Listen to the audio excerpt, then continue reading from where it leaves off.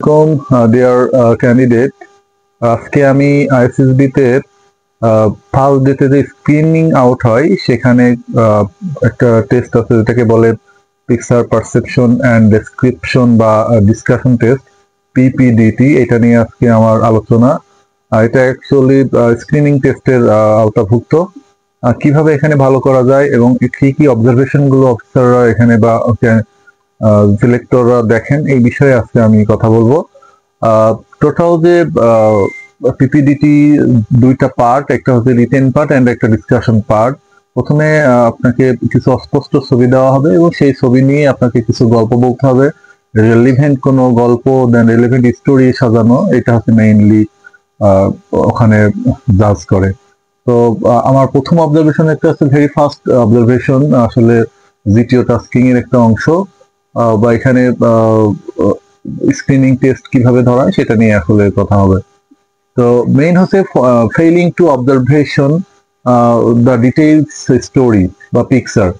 তারপর আছে no connection to the picture, এমন কোনো কিছু আইডিয়া করলাম যেটা আমি বুঝতে পারতেছি না অথচ একটা আইডিয়া করে বসে আছি।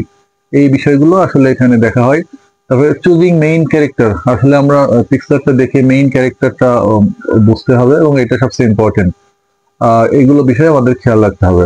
এটা হচ্ছে সবচেয়ে অবশ্য বিষয়ের ভেতরে আসলে 30 সেকেন্ডে আপনাকে পিকচারটা স্পষ্ট বা পিকচারটা দেখানো হবে। সেখানে আপনি using appropriate word to tell some stories, and it will be very relevant. Otherwise you just the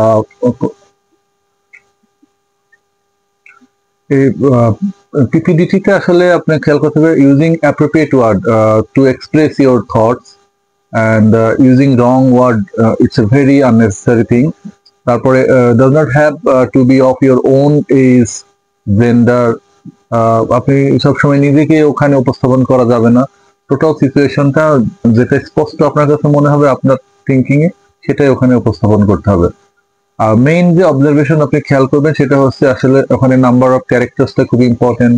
then observe the age of the character, তারপর observe the mood of the character. Mood কিন্তু total sequence বা গল্পের কিন্তু important একটা thing.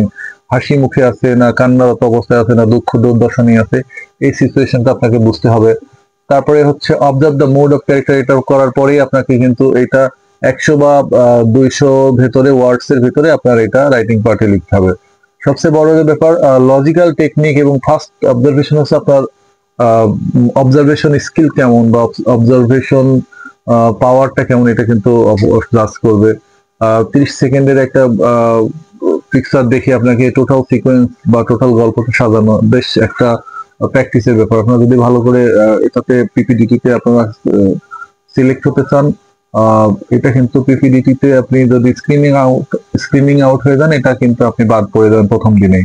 সুতরাং এটা একটা খুবই গুরুত্বপূর্ণ টেস্ট। এখানে রেগুলার প্র্যাকটিসের ফলেই কিন্তু আপনি ইমপ্রুভমেন্ট করতে পারবেন। তারপরে দেখেন আপনাকে কিছু কিছু বিষয় কিন্তু অবশ্যই রিমেম্বারিং রাখতে হবে, যেটা মনে রাখা উচিত। What would have happen before, তারপর হোয়াট ইজ হ্যাপেনিং নাও এবং what is going to happen, মানে কি ঘটেছিল পূর্বে, এখন কি ঘটতেছে এবং পরে কি ঘটবে। এই টোটাল ব্যাপারগুলো কিন্তু অবশ্যই আপনাকে স্মরণ রাখতে হবে। আপনাদেরকে সাজেশন হিসেবে আমি দিতে পারি যে মেক এ রেলিভেন্ট স্টোরি, আপনাকে একটা প্রাসঙ্গিক গল্প বলতে হবে। Don't make unrealistic artificial story. Then হচ্ছে write the story around the character which is shown in the picture. It's a very important thing to select your confirmation of ISSB. So এই বিষয়গুলো কিন্তু আপনার খেয়াল রাখতে হবে। সবচেয়ে বড় ব্যাপার no interaction among yourself while writing the story. Don't write down preconceived ideas.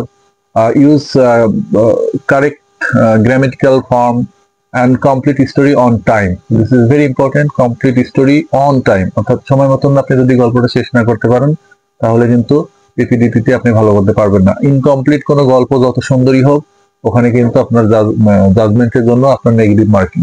So পিপিডিটিতে ভালো করতে হলে আপনাকে আগে থেকেই ছবি দেখে প্র্যাকটিস করা খুবই জরুরি। আজকে পিপিডিটি নিয়ে আলোচনা করলাম, আজকে এ পর্যন্ত। আসসালামু আলাইকুম।